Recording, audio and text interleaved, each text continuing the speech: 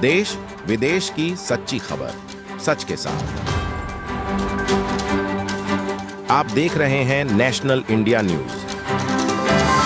संपूर्णानंद संस्कृत विश्वविद्यालय के दीनदयाल उपाध्याय कौशल केंद्र में केंद्र के छात्रों द्वारा श्रीमद्भागवत महापुराण के अंतर्गत प्रहलाद चरित्र पर प्रवचन एवं होली उत्सव का आयोजन किया गया, जिसमें सर्वप्रथम कौशल केंद्र के निदेशक प्रोफेसर विधु द्विवेदी द्वारा गौरी गणेश पूजन, नवग्रह मंडल, कलश पूजन, राधा कृष्ण पूजन, व्यास पूजन, श्रीमद्भागवत पुराण का पूजन किया। कथा श्रवण कराते हुए कथा व्यास सौरभ पांडे ने कहा कि महाराज परीक्षित ने शुक्रदेव महाराज से बड़ा ही सुंदर प्रश्न किया है कि हे महाराज, भगवान यदि समदर्शी हैं तो देवताओं का पक्ष क्यों लेते हैं, क्यों केवल राक्षसों को ही मारते हैं। तो शुक्रदेव महाराज ने उन्हें शिशुपाल वध की कथा सुनाई कि जब युधिष्ठिर के राजयूष यज्ञ में शिशुपाल भगवान कृष्ण को गालियां देने लगा तो भगवान कृष्ण ने अपने सुदर्शन चक्र से शिशुपाल का वध किया और शिशुपाल के शरीर से तेज पुंज निकलकर भगवान के शरीर में विलीन हो गया।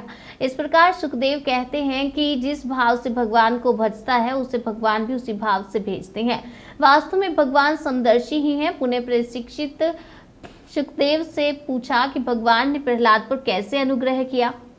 इस पर सुखदेव ने प्रहलाद चरित्र परीक्षित को श्रवण कराया और हिरण्यकशिपु का पुत्र प्रहलाद बचपन से ही श्रीहरि के परम भक्त थे और वहीं उन्हें पिता भगवान के वैरी थे। प्रहलाद को अनेक यातनाएं दी गई कि वे प्रभु का नाम लेना छोड़ दे, लेकिन उन्होंने श्रीहरि की भक्ति नहीं छोड़ी। श्रीमद् भागवत पुराण में प्रहलाद ने अपने पिता को समझाते हुए कहते हैं कि संसार एक अंधकूप है जिसमें आकर जब प्राणी फंस जाते हैं तो इससे निकलने का यत्न करने पर भी जब तक भगवान की कृपा ना हो तब तक निकल नहीं पाता।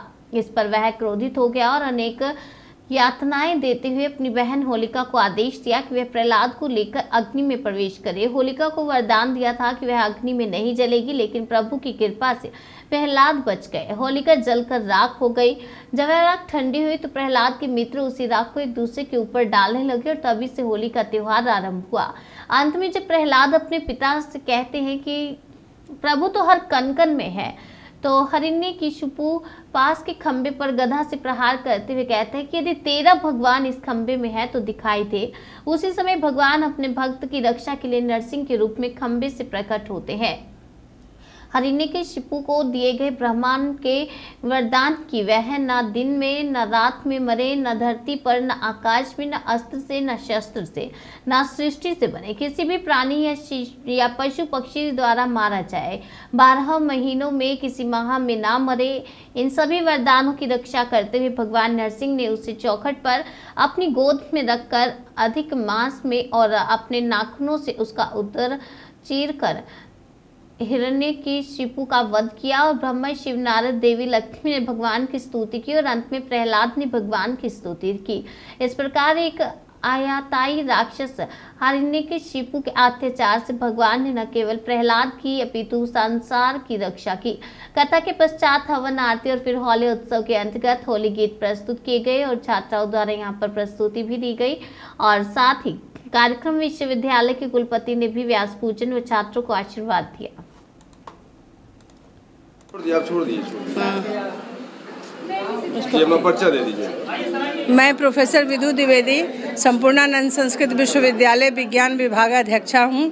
मेरे विभाग में ही दीनदयाल उपाध्याय कौशल केंद्र का कार्यक्रम चलता है। आज क्या कार्यक्रम रखा गया था? आज ये श्रीमद् भागवत में प्रहलाद चरित्र का वर्णन किया गया था, जिसमें होली उत्सव भी मनाया गया और ये हमारे यहाँ बच्चों को प्रवचन करने के लिए प्रोत्साहित किया गया था। होली उत्सव भी इसी के साथ प्रहलाद चरित्र के बाद होली उत्सव का कार्यक्रम रखा गया था, जिसमें फूलों की होली रखी गई थी। क्या और बच्चों को क्या शिक्षा दिया गया?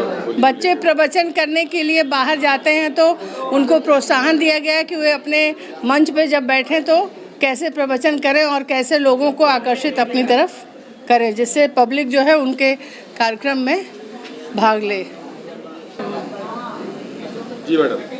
हाँ, मेरे यहाँ जो होली फूलों की हुई, ये नेचुरल कलर भी इससे बच्चे तैयार किए थे। हमारे यहाँ रोरी भी बनाई गई, जिससे सारे जो भी आए थे दर्शन करने के लिए, कथा में प्रवेश जो भी किया, उनको जो है अपने हाथ से बच्चों रोरी बनाए थे और गुलाल भी बनाए थे। साथ ही प्राकृतिक फूल जो इस समय के हैं उनके द्वारा ये रंग खेला गया।